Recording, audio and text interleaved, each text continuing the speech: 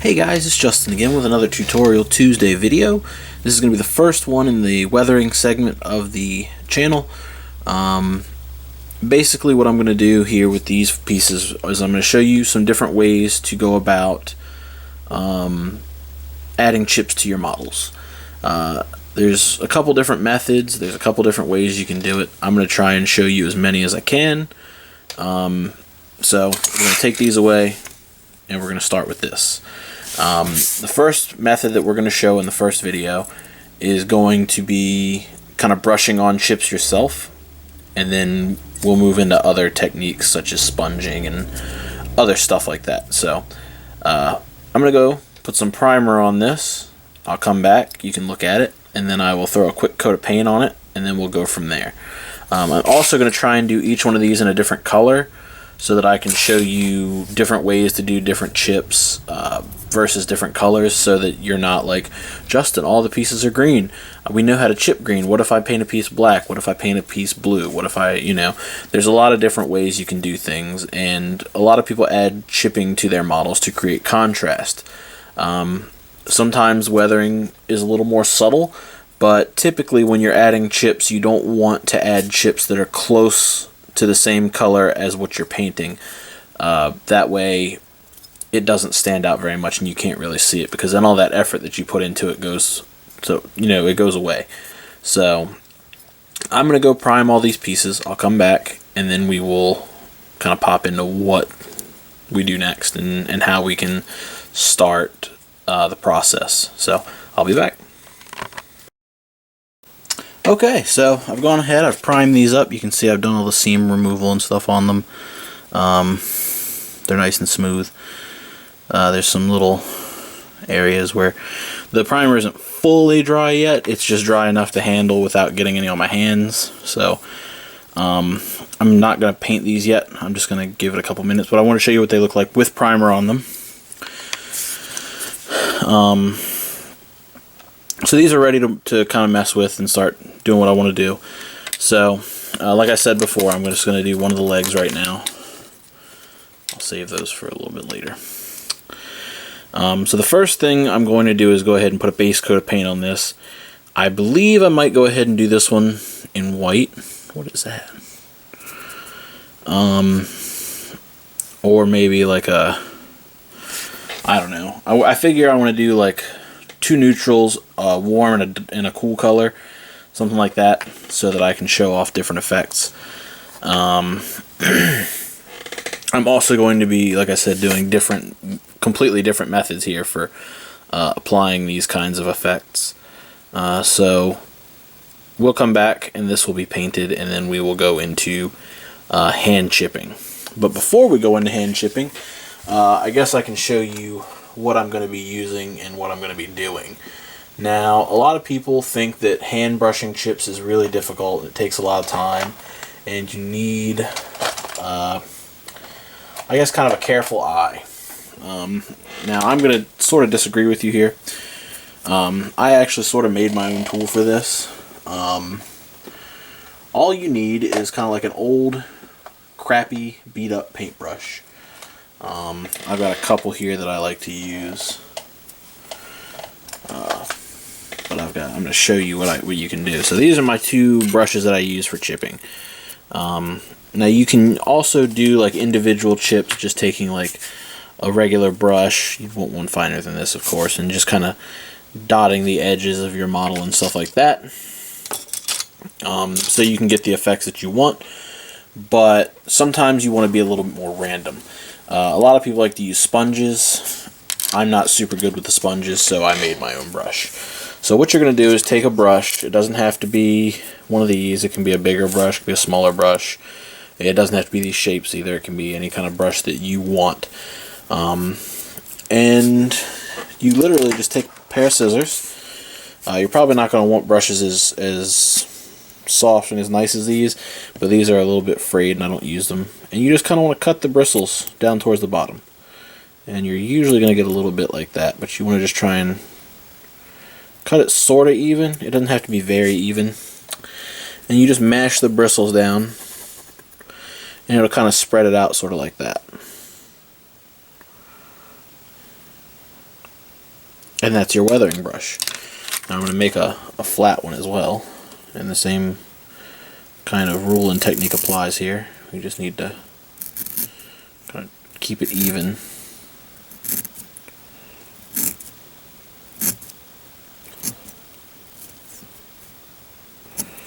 There we go. And then you mash it down. And you want the bristles to kind of spread out some. So these are going to be our two brushes that we're going to use for this. I'm going to put my normal ones aside, and I'm going to use these two just so I can, kind of drive the point home here with this. So these are what we're going to use when we come back. This will be painted, and we can jump right into this. So I'll see you guys in a minute. Okay, so now that we've got our part painted, I went ahead and painted this with a spray can. I let it sit for about a half hour, and I was panel lining. I guess I used an enamel thing because I was cleaning the panel line up, and I got some of the paint off, but that's fine. We'll chip over that, or we'll come up with something. So what I'm going to use is going to be the Ammo by MIG chipping color. I really like this. I like the color. I like how easy it goes on, and it's just a really nice paint. But if you don't want to do that, the easiest way to think about it is most people paint their frames a metallic color, and then the armor is whatever color they intended the armor to be. But the armor was originally a metal. You're going to want to paint it a color that's, originally supposed to be underneath. And then that's the color that's going to show through. So,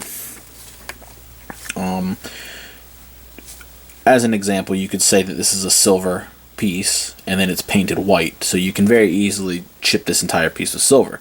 Although being painted white, the silver is not going to show through as well as you might think.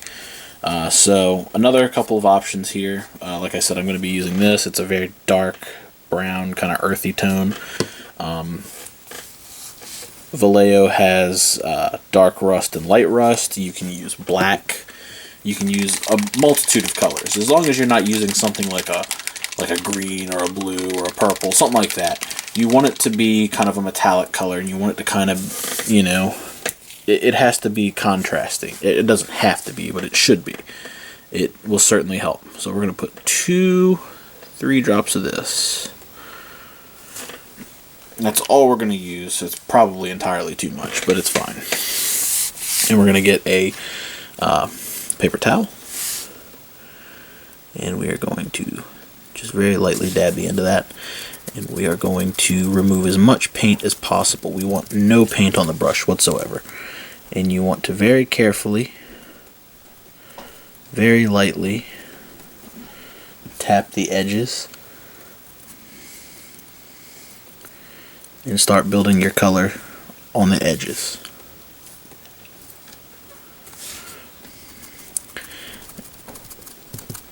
You might not want no paint, but you want very little paint on the brush. And the easiest way to start is to just go along the hardest edges of the model. These are the areas where dirt and chips are going to accumulate the most. And you don't have to go all the way along the entire edge. You can just kind of hit a few spots here and there if you think that you're working a little too heavy.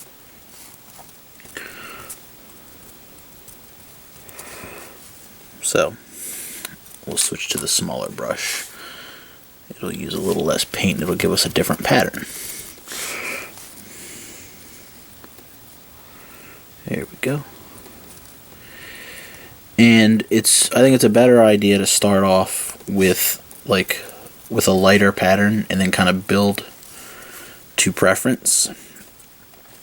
So right now I think this is actually pretty good for the front corners.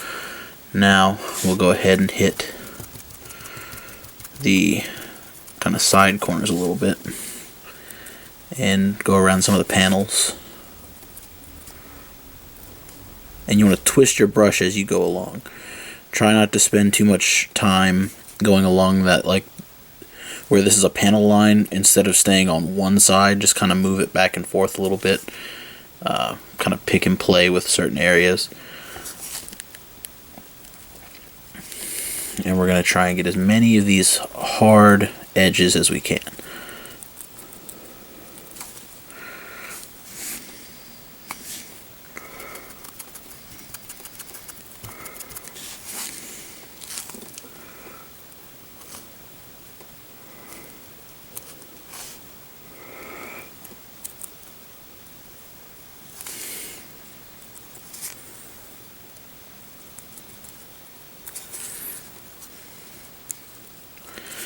Now for this big area here, this blemish, normally I'd go back and I'd repaint it and, you know, touch it back up. But for this, I'm just going to go ahead and keep kind of chipping away at it. I want it to be kind of a big area. It's going to look more like a blast area than what it was. And you just want to slowly build that color up around it. You don't need to get it exactly inside, but just kind of try and cover the harder points of it, because you're going to go back in and layer in some effects there to make that look more natural.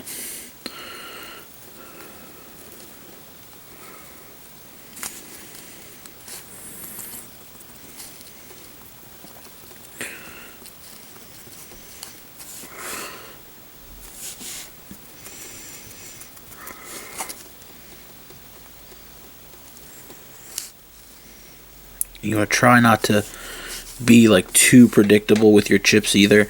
It's easy to just kind of stay on one side and then work on the other side, and then you've just got a mess.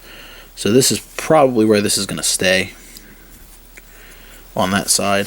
On the back, we'll go around the back where the knee is, and around here a little bit. Now the back of the leg isn't necessarily going to be as weathered as the front, because you don't spend as much time moving in that direction. So just kind of build some chips around a few of the details and stuff like that. And that should be fine there. And then the last side, we will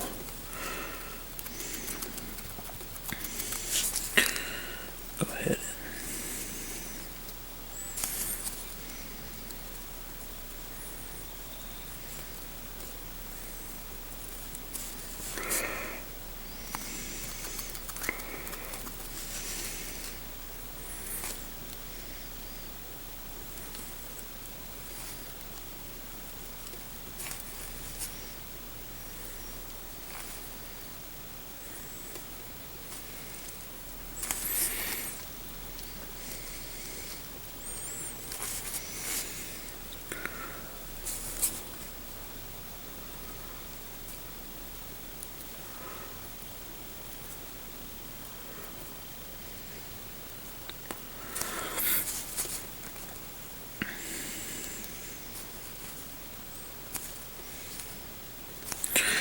And that should pretty much be it for that side as well. Maybe a little bit in here just to kind of... Now the front is probably the hardest part, because there's not very many angles here. So I'm going to start at like the highest point, like up here to about here, and just kind of dot in random bits until I think I'm good. You know, something maybe like that. And then I'll kind of go down here and hit around the front near the where it comes out. Kind of do the same thing. And then I'll kind of taper it off a little bit and kind of try and add some into the more recessed area. But I think that's pretty good. Now, the next step to this process, once you've cleaned your brush off and all that, you're going to want to take a silver paint. Now, I like to use enamels for this just because they're easier to work with. It takes no effort whatsoever, and it's easy to just kind of get it in there and leave it alone. I feel like acrylic metallics are a little bit harder to work with if you're not dry brushing them. So what we're going to do, I've got this Model Master Silver, Chrome Silver to be exact. I'm just going to take my fine brush. This is I don't know what size this is, it's not written. Oh, there it is, it's a 0. And I'm just going to kind of dip the corner into the brush. Now on your biggest chunks here, you're going to just kind of dab a little bit of paint into some of those areas. Now this big spot is going to be one of the ones where you're going to want to kind of mix it up a little bit and add a little more silver in some areas than others. This brush sucks.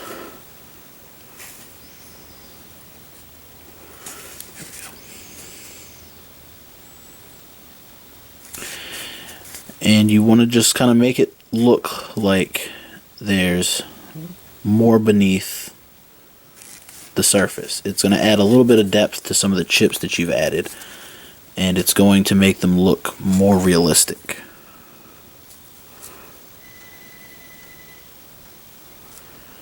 There we go. And I didn't do too many large chips on this, so all the chips are fairly small and don't really require too much attention.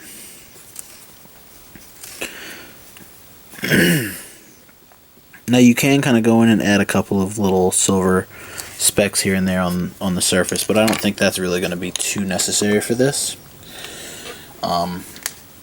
It's pretty straightforward, and once you're done you'll get a decent looking piece. This is probably not my greatest weathered bit, but I am quite happy with it actually.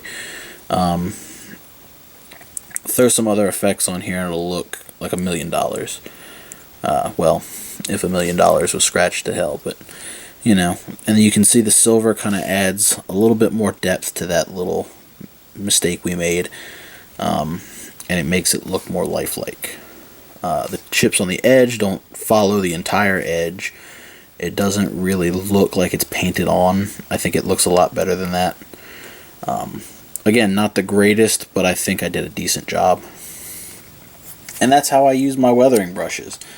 You can achieve very similar effects using sponges, and that's what we're going to go over in the next one. I'm going to take this leg, which I've painted black, and we are going to go over and do sponge chipping, and then we'll compare the two.